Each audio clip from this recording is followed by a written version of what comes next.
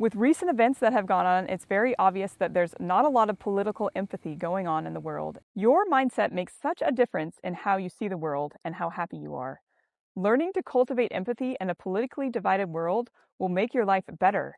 And let's discover how we can do that today. In a world increasingly fractured by differing viewpoints, genuine understanding often feels impossible. But what if the very principles of your faith hold the key to bridging these divides?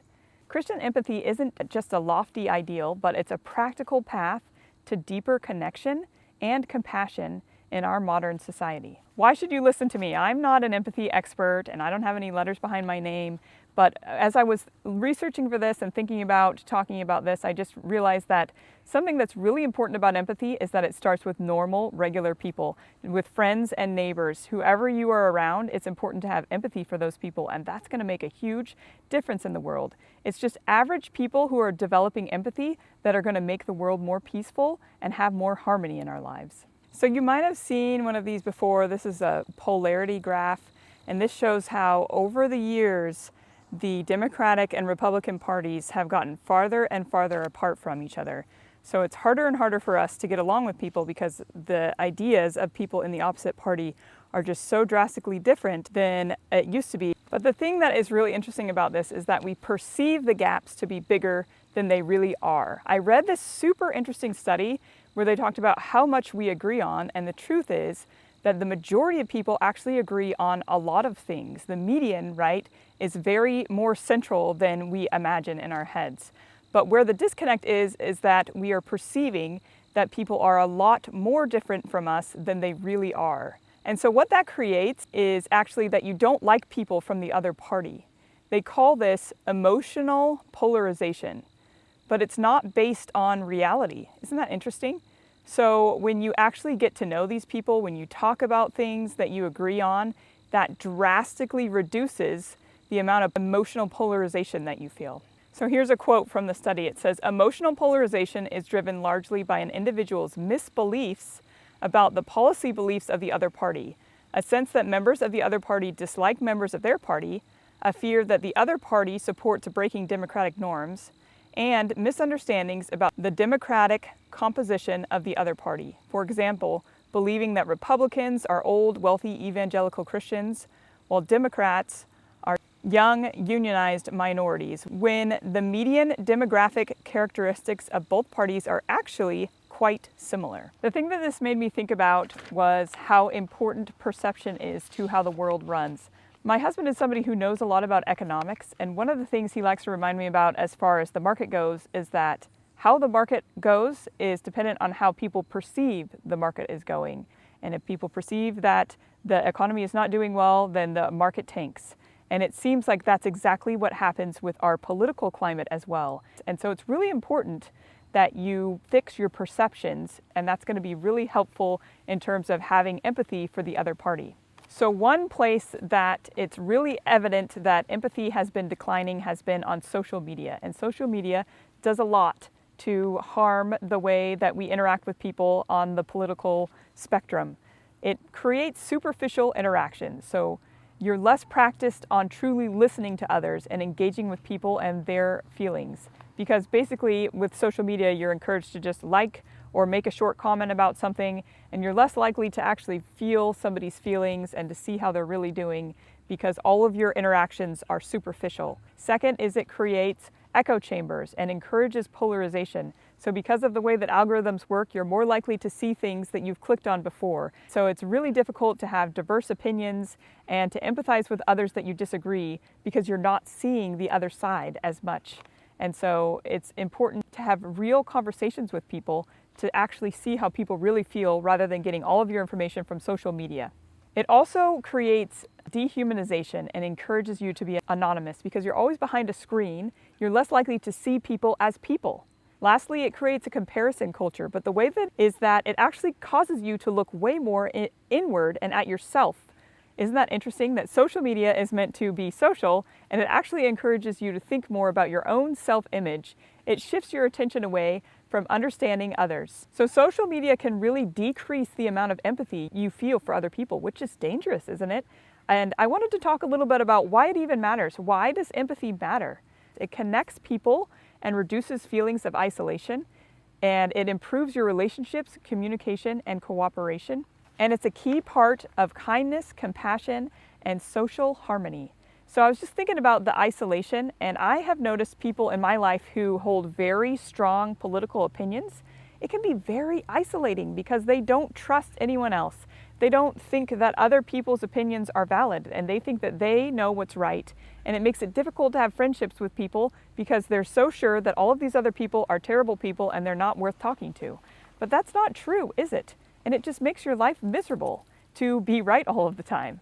Another thing that's interesting is that empathy will improve your relationships, your communication, your cooperation, make it easier for you to get along with people. It's going to make it easier for you to connect with people and make your relationships better, because we all have family who are on both sides of the political spectrum, and you want to have good relationships with them even when you don't believe the same way.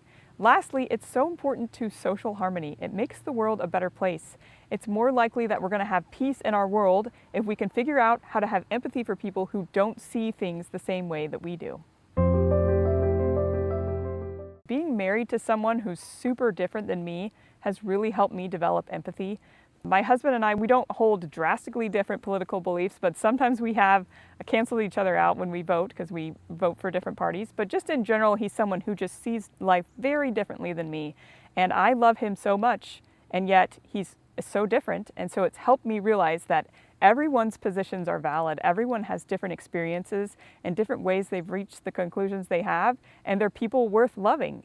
And it doesn't make them any less of a person just because they don't agree with me on something. Another place where I have learned empathy is being in the public school system and going to church. And both of those places, you're involved with people who are very different than you, who hold different political beliefs, who come from different economic situations than you have.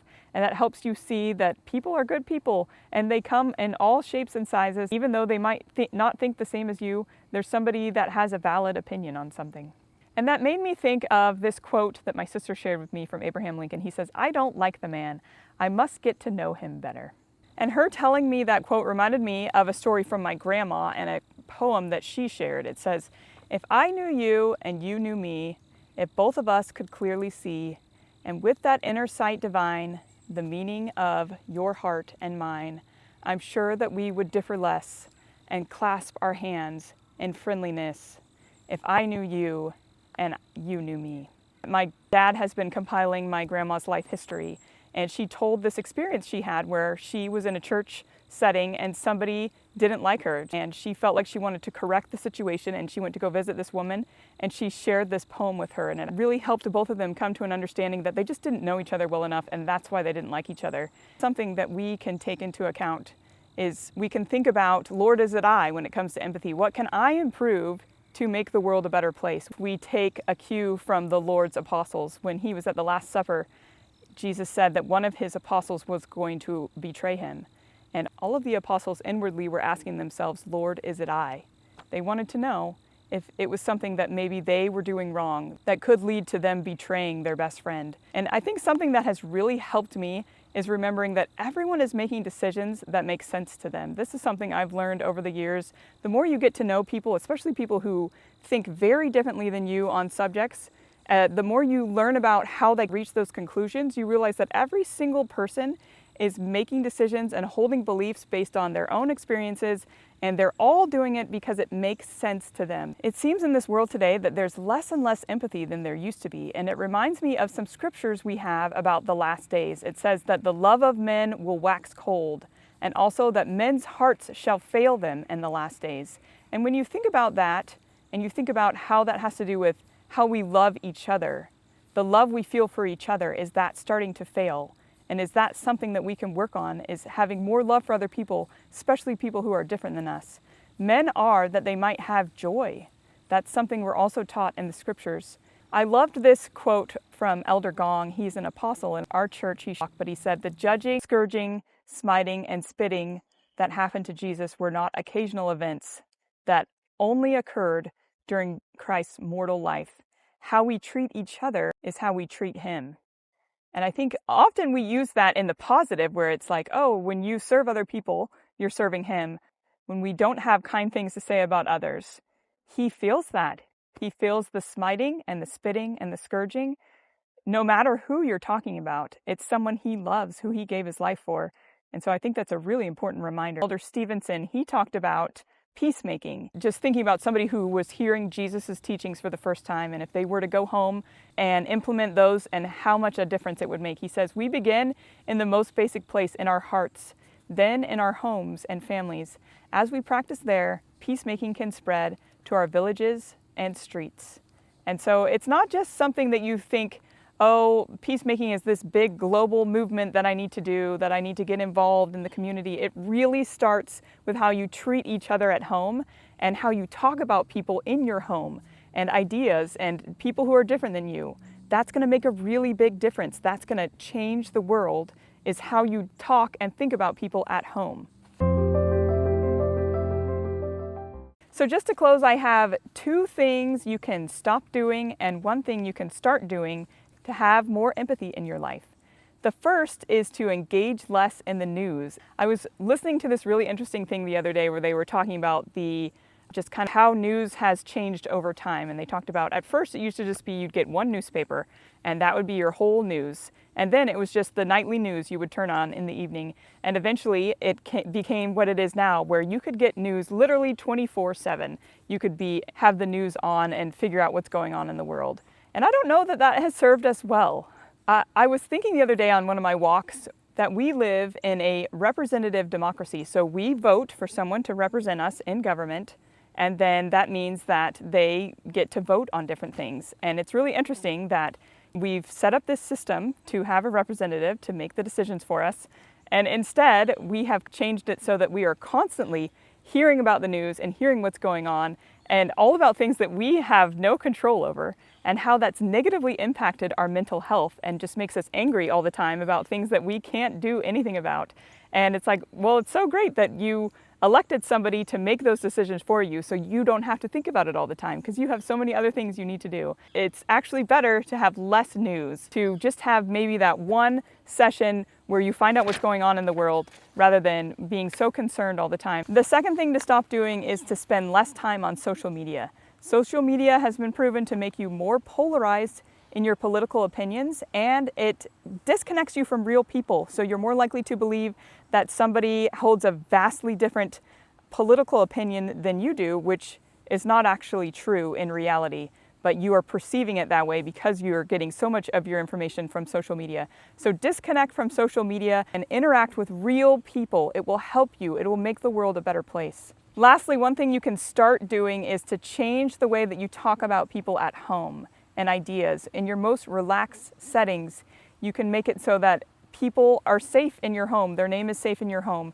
and that you are talking about people respectfully, even when they hold differing opinions than you, and that you help your children see the nuanced way that politics work, that it's not all this side is right and this side is wrong. Obviously, there is truth in the world, and there are things that we feel strongly about. I'm not saying you need to abandon those, but I think it's really helpful and it's really important for peace in our world if you can have empathy for the other side and say, hey, this is how they got to this conclusion, and this is someone we know who holds this opinion that we love, and they're different than us, and we still love them. And it's really important the way you talk about people in your home. It's going to make peace spread throughout the world when you start right at home. So if this has got your wheels turning about empathy, you want to learn more about empathy, I've got links down below of some of the things I read about when I was researching this. And mindset shifts really help you and make the world a better place. It makes you happier and it makes the world better in return. So I've got a lot more videos on my channel about different mindset shifts you can have, as well as other habits you can make to make your lives better and to help other people. So check out my channel, hit the like button and subscribe, and check back next week for some more videos. Bye!